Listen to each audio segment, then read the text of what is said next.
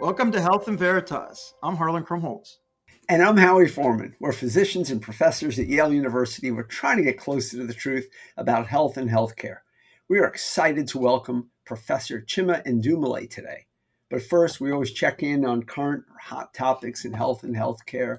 So, Harlan, what do you got? Well, it's another day when I want to talk about AI. artificial intelligence. Artificial intelligence, Howie. So, and I'm gonna go back to the foundational model. So, first, let me just break this down. I know people have heard me talk about this all the time, but I realize that there's some people listening who still, are kind of not sure what the heck are these things. So, again, these foundational models are a type of artificial intelligence that really are a base or a foundation for various applications. Think of it like a brain of a super smart, assistant that can understand, learn, help with a wide range of tasks, and has been trained on like the world's knowledge. So, that we call them foundational because they can be used for this or that, and they have a lot of core capabilities. They can understand language. I tell you that the best technology doesn't force us to conform to it, like by making us take classes and training us how to use it. It's ready to go, and more like your phone, where it's just intuitive. You're not having to take class. That's what this is. Plus, it knows like almost every language that's out there. It's got a whole range of skills besides text. It can understand and process images, videos, and various types of data, and it continuously learns. So, in the world that we're in, the reason it's so impressive, it's its speed and accuracy, its breadth of knowledge, and pretty much its consistency. We talk about things called latency, which is how long does it take between the time you ask it to do something and the time it gets back to you. And I think what really took my breath away when I started to see these in the beginning was the speed with which it was able to do this. Imagine you're querying it, that's going up in the cloud somewhere. It's being processed and gets back to you in microseconds. It's amazing. So today, I wanted to dive into some groundbreaking advancements that these new Med Gemini models that are being developed by Google DeepMind, and they put out an abstract in Archive. Archive is one of sort of the very prominent preprint servers. So this means that they put up an academic article, and this one's a whopper. I mean, it's a huge, deep, detailed piece before peer review. So they're able to share it with the community while medical journal and others are sort of getting through it and providing feedback and giving information. But this one has a who's who of the people at Google on it. And Met Gemini is a family of really highly capable multimodal models, meaning they can handle a whole bunch of different kinds of data that are specializing in medicine. And they build on sort of, as you may have heard this word Gemini. Gemini is sort of the name of these AI models that are being put out by Google. And they, are known for their general capabilities in handling various types of data. And Med Gemini, so remember, we're in this sort of arms race. There's Anthropic, is a thing that puts out this, one type of thing. Microsoft's putting out ChatGPT. There's a bunch of one, but Google, of course, is a major player. And Med Gemini takes it a step forward by integrating web search capabilities and customizing novel medical modalities to make it a powerful tool for clinical reasoning and data analysis. And this thing, they showed, for example, how it took the test, the USMLE test, which a lot of physicians are taking to demonstrate competency, and scored a 91%. Howie, Yeah. our mothers would be proud of us if we got 91% on these exams. But more than that it could handle text, images, videos, and do things like the New England Journal of Medicine image challenges and medical video questioning. It could also handle processing and understanding of long and complex medical documents so that it could summarize and organize, leading to enhanced diagnostic accuracy. It could handle complex data for better patient record analysis, for maybe better patient care, supporting clinicians. Anyway, I'm just pointing people to this publication. Some people might want to take a look at it, but I'm just saying it's heralding this new era. And, then today I was reading something, as ChatGPT O came out, which is a marked advance over ChatGPT 4. It's ChatGPT 4.0. And in its ability to act as a chat bot and almost again with no latency, be able to have these sort of conversations, much like the movie Her, you may remember. And of course, there's this whole thing with Scarlett Johansson because OpenAI was using something close to her voice. When she said, "Don't use my voice," she was the voice of the AI in that movie. And when that came out 10 years ago, people thought, God, that's just kind of crazyville. When is that ever going to happen? But now you could see it happening. And they're announcing ChatGPT 5, which will come out sometime soon, is just going to blow away the current era. So I'm only just saying that these things that I'm watching around us both fill me with excitement and a little bit of trepidation because the world's moving so quickly. And yet when we go into the hospital, we're seeing largely, workflows that were built, 20 and 30, 40, 50 years ago, even though there still are computers everywhere. And I just have this feeling that we're on this tipping point. And yet, it's going to be important that we mitigate any unintended adverse consequences and adopt these things wisely because there's so much at stake. But Howie, you can hear my voice. I just remain so excited about the possibilities with these technologies.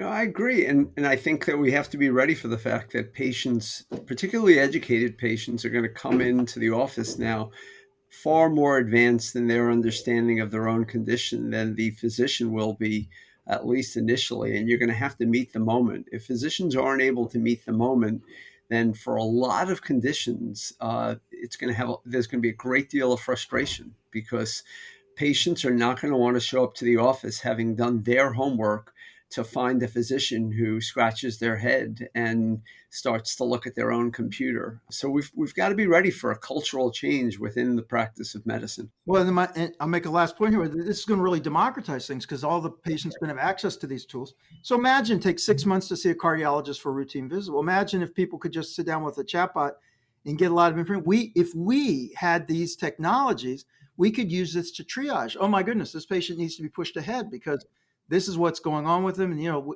an hour interview with a patient could then organize the data in ways that say like, well, we can get this started while we're waiting for you. It can really extend the workforce. And I think it could make a huge difference. And what about low resourced areas in the world where they don't have specialists? This could be game changing. Okay. Hey, let's get on to our interview. Anyway, I just wanted to share that. Dr. Chima Ndumele works at the Yale School of Public Health as a professor of public health and health policy. He is also appointed to the Institute for Social and Policy Studies at Yale. His research focus lies in equitable and accessible healthcare for populations that have been historically underserved. He specifically looks at the impact of healthcare safety nets on outcomes and how local policy and health insurance changes impact Medicaid and the care received by people dealing with chronic health issues. In addition to his teaching positions at Yale, Dr. Ndumele also sits on the board of the Connecticut Advisory Board for Transparency on Medicaid Costs and Quality. He was also one of the first graduating members of the Aetna Academy of Health Diversity Scholars Program. Dr. Ndumele completed a Master's of Public Health at Tufts and received his PhD at Brown and has been here with, I think, for over 10 years right now.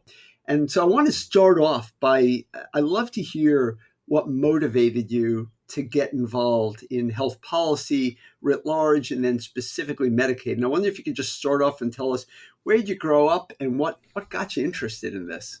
Yeah. So my parents came over to America from Nigeria in the mid-70s. And by the mid-80s, they owned a series of kind of home health agency staffing businesses. So as a function of that, I suggest you might think that I'm somewhat predisposed to think about healthcare. It turns out that in that business, many people don't know this, but one of the things home health agencies and some of the kind of specialized care for the elderly is actually cared for and paid for by Medicaid. So my mother would often complain about the reimbursement for Medicaid, the kind of late payment for Medicaid and the like. And I remember thinking to myself growing up, why would anyone ever take this insurance? So over time, as I got more interested and more knowledgeable about health and started thinking about kind of meaningful ways to address health equity, I naturally gravitated towards thinking about the Medicaid system. a place where we could do more than kind of document health inequities, but think more carefully about how to actually solve them.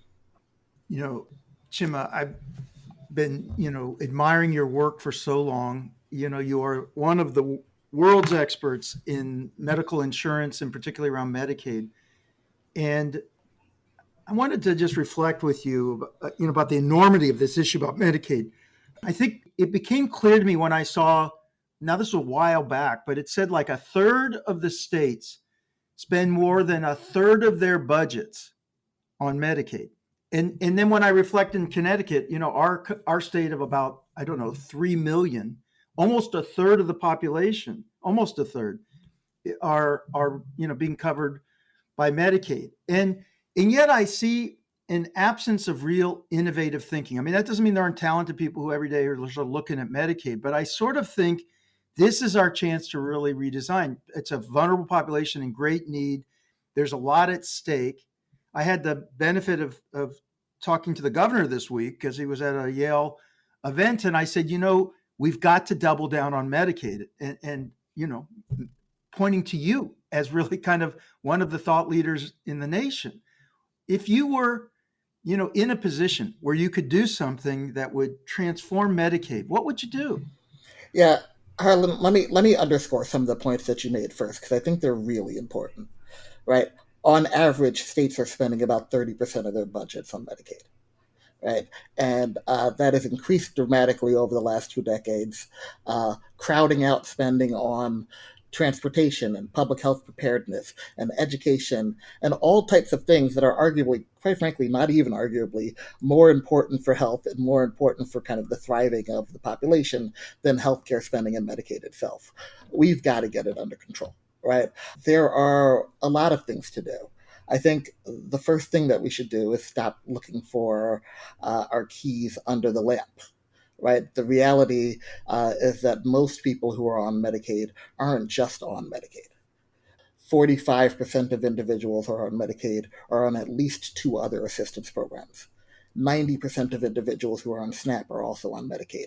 Right. The reality is that people don't live in the silos that we put them in for the ease of administration. We need to start thinking about whole people. We need to start thinking about the whole safety net. We just finished some work now. I'll give you one of the top lines numbers here. People with diabetes are 91% more likely to get kicked off of SNAP than people with no chronic conditions. That just doesn't make any sense.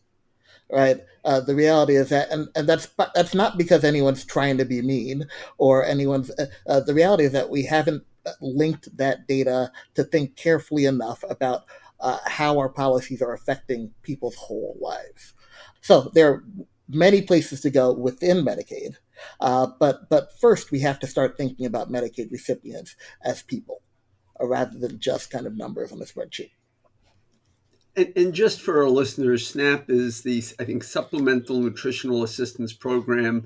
It's a way of providing food or payments for food for poor individuals, right? Yes, that's right. And so 2 areas that you've worked on are of interest to me. Well, I think everything you've worked on is of interest to me, but 2 areas in particular. One, you've worked with Betsy Bradley and Lauren Taylor about thinking about social determinants of health and how they interact. And you've sort of addressed that a little bit already. And the second is you've done some work on Medicaid managed care, which does not look the same as Medicare Advantage or managed Medicare. Medicaid is particularly hard to study because every state is different. And so you have a state like North Carolina that's making massive investments in social determinants of health, at least as a pilot project. And you have other states that really just use it as a payment scheme. Can you give us some ideas about what innovations look most promising to you right now? And do you have any hints that you might offer for the state of Connecticut or any other state about where they might go? Yeah, this is a big focus of my energy these days, right? The most charitable version of the story about Medicaid that we tell ourselves is that that states are supposed to serve as laboratories for each other, right? Yeah. States are supposed to innovate. That innovation is supposed to kind of diffuse through the nation and then supposed to scale. The reality, however, is that most states don't do a tremendously good job of creating credible evidence. And even if they did create credible evidence, there really is no mechanism for things to scale. So part of what we're doing, Harlan, you mentioned the governor here of Connecticut. Part of what the state of Connecticut is allowing us to do is to set up a lab to think more carefully about how to generate credible evidence within Medicaid, right? Running RCTs, we don't know how to do this yet. There are several, and that ranges from the big things like, should we expand Medicaid in southern states, to the small things, right? How do we run the long-term care program in ways that are most efficient? Who needs to be institutionalized? Who can get care through home and community-based services? So I think as a kind of macro point here, we have to do a better job of creating evidence that is useful for people, whether they are in Oregon, New Jersey, or Indiana. But in terms of the things that we think are going to work, this kind of push towards social determinants and smart investment in social determinants, I think has real potential for the future. But let me push a little further, because that's, I think, in two ways. There's both the question of do we give money to these programs? But there's also the question of how we structure and design the programs themselves. Should we give out food stamps once a month or twice a month? Right? How generous should we make the kind of ancillary programs? All of these questions have huge implications for health and the way that we deliver services. And quite frankly, for a very long time, our approach to that has been kind of to shoot first and to ask questions later. And I think we can do better. One concern I have about the way these programs are structured is the payment. Going back to your mother and what she was complaining about, and it creates this sort of terribly corrosive system, which means that people almost want to avoid taking care of people with Medicaid because the way that the pricing structure and the reimbursement works. How are we going to turn that around? Because the states aren't eager to raise the reimbursement rates, and of course, if it's going to be capitated coverage, if they're going to cover populations, then they can create incentives. But this is something that's just always bothered me. You'd like to be able to say we value everyone the same, but when we're going to put people under insurance coverage where hospitals and health systems are actually seeking to avoid providing services because they lose money on those individuals when they provide services, we've got a big problem. Harlan, so it's really difficult to think about how to craft a safety net that's fair to everyone. But state-sanctioned disparities aren't the answer, right? That's exactly right. That's exactly right. On average, providers or doctors get about 70 cents on the dollar for a Medicaid patient relative to what they would get for the same service for a Medicare patient. Everybody understands how business and numbers work, right? Of course, they're going to avoid Medicaid patients, right? On average, you get about 60 to 70% of doctors annually that say that they're willing to accept new Medicaid patients. If you start off the system with a third of people or a third of providers that aren't willing to accept your care, you're in trouble. By the way, it's worth noting that these are the people who often need care the most. Medicaid is, by definition, defined by disadvantage. These are the people that we should be trying our hardest to get into care and accessing all types of care in as timely a fashion as possible. Harlan and I did a study maybe 2 years ago now, and I'll give you the quick upshot from it. It essentially says that if you were to take a census of the people that are on the Medicaid program now and to look a decade in the future, about 53% of them would still be there a decade later. This is of a 90 million person program. We have people that are kind of permanently engaged in this insurance that is clearly not optimal for them. Now, is Medicaid better than having nothing?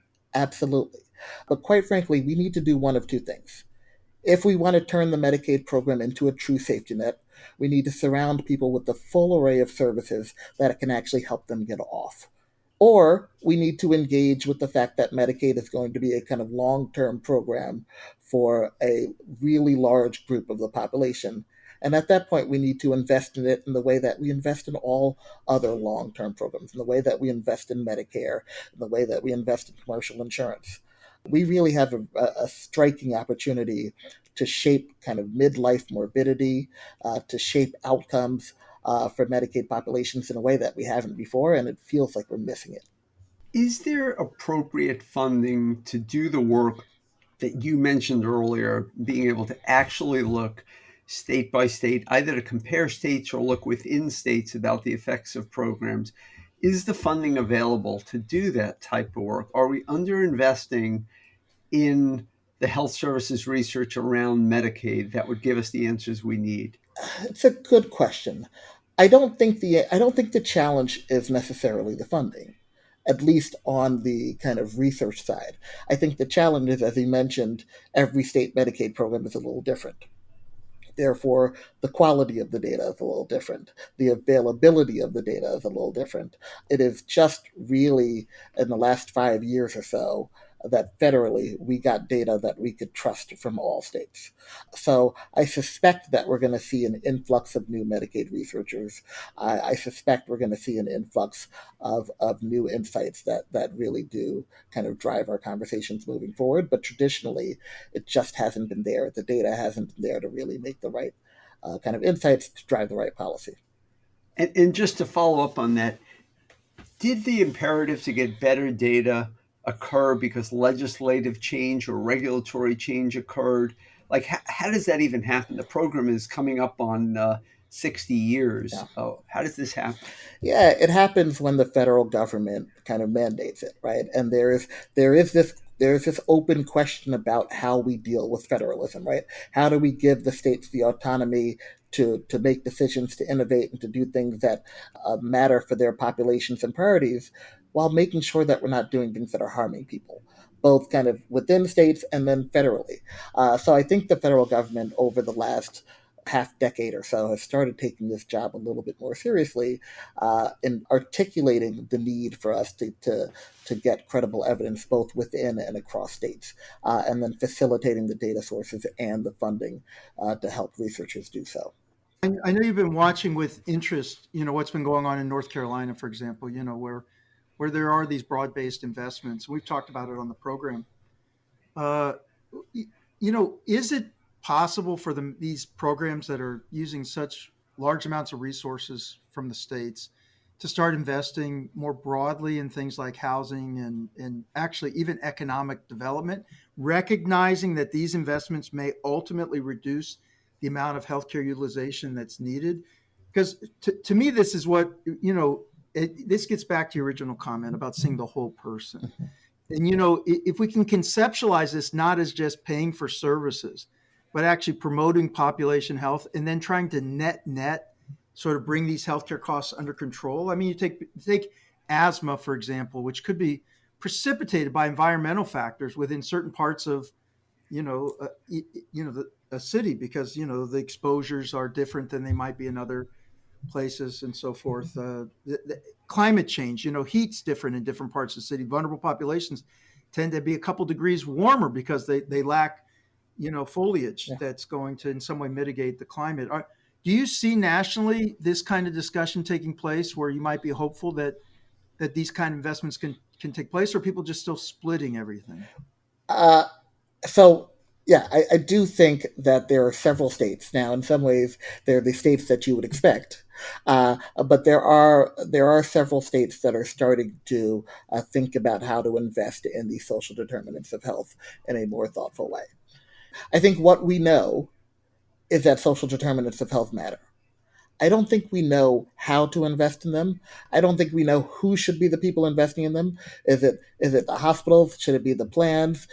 Should it be community health centers? Right. I think we are still very much in a testing phase to figure out how to get from knowing something matters to figuring out exactly how we should do something about it. But That being said, we are light years ahead of where we were 10 years ago in terms of, again, as we noted, recognizing the whole person and having states starting to invest in them. I think food is medicine. As kind of taken over across the country. I believe there are more than 10 states with current waivers to the federal government to allow them to pay for food. I think there's similar movement on the housing front.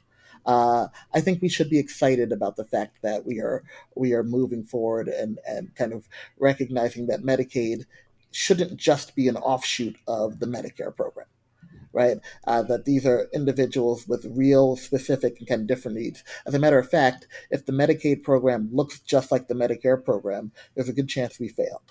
Right, like the Medicaid program has people with very different needs, and thus we need to structure it in very different ways.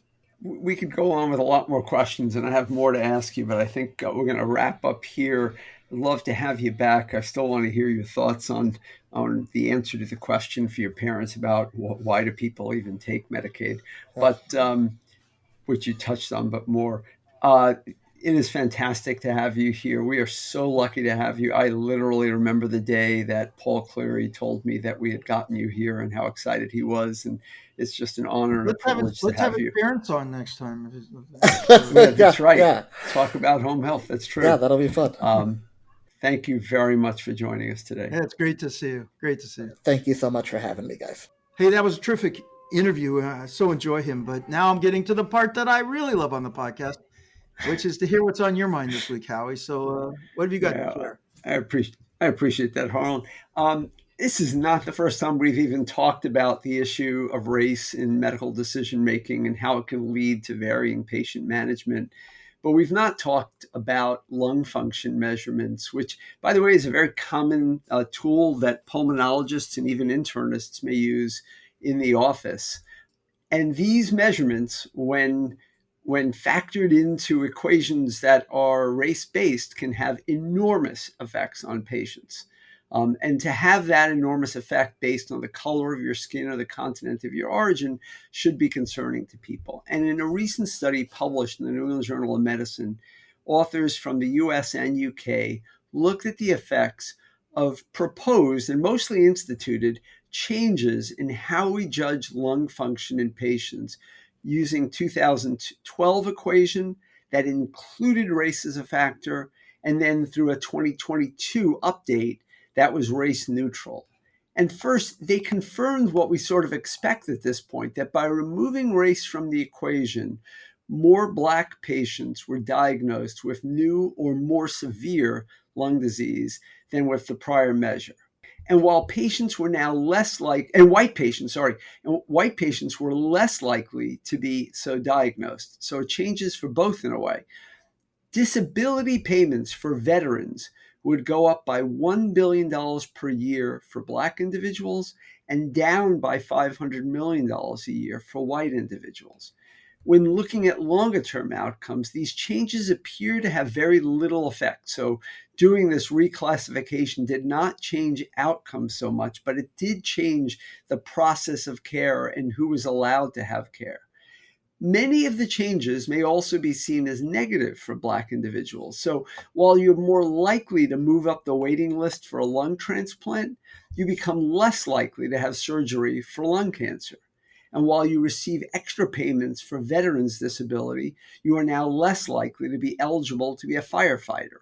So this is not to say that these changes are not medically appropriate and just, merely to say that there are winners and losers in this reassignment.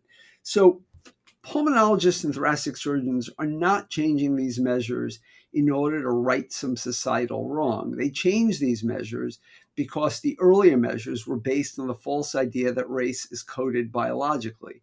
There is no doubt that our race, our ethnicity, our ancestral origins do increase or decrease the likelihood of certain genes, most of which are not even fully understood.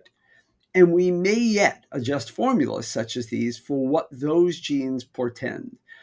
but we should be careful to not bias ourselves to think that one group of individuals is just prone to having lower lung or lower renal function and essentially dooming them to worse care or treatment by society due to organized medicine's desire to explain differences purely on the basis of race. You know how it's a challenging area for a couple reasons. I mean, race certainly is a social construct. There are some genes that, like you said, track with your ancestry, and so there's something there. But in general, it's dominant, social influences that really make a difference in terms of outcomes and risk. I struggled with this around readmission, which is a different issue, but one in which people said to us that, well, Black people have a higher risk of readmission. So these risk models for hospitals should take into account the race of the individual, saying that if you care for a lot of Black patients, then you should be expected to have a higher readmission rate because you have Black people in your hospital.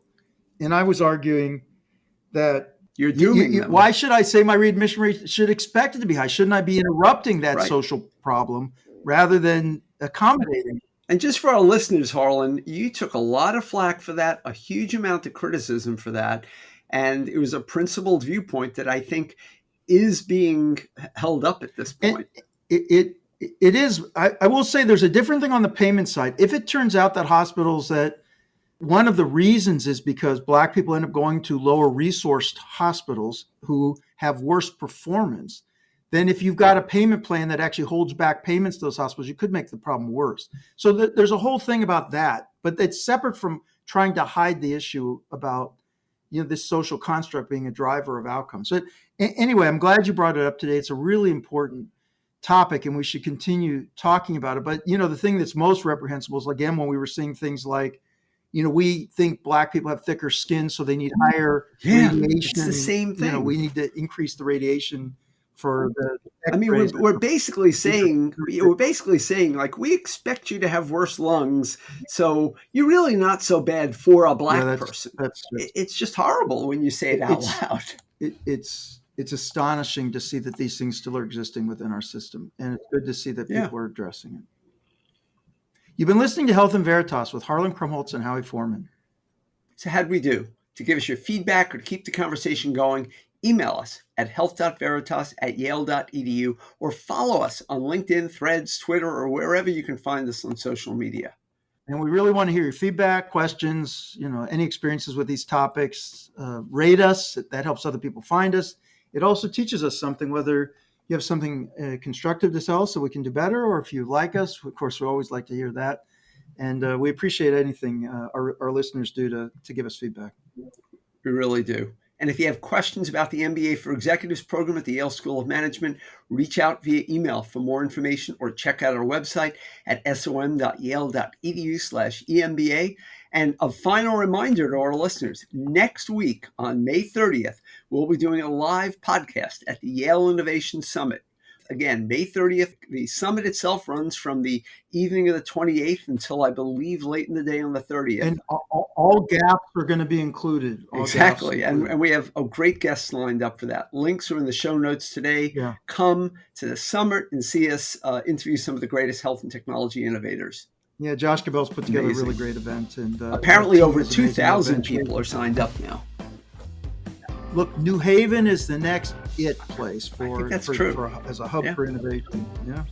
Health and Veritas is produced with the Yale School of Management, Yale School of Public Health, thanks to our researchers, Ines Gil and Sophia Stump, and to our producer, Miranda Schaefer. Terrific people. We just love them. They are them. awesome. Talk to you soon, Howie. Thanks very much, Harlan. Talk to you soon.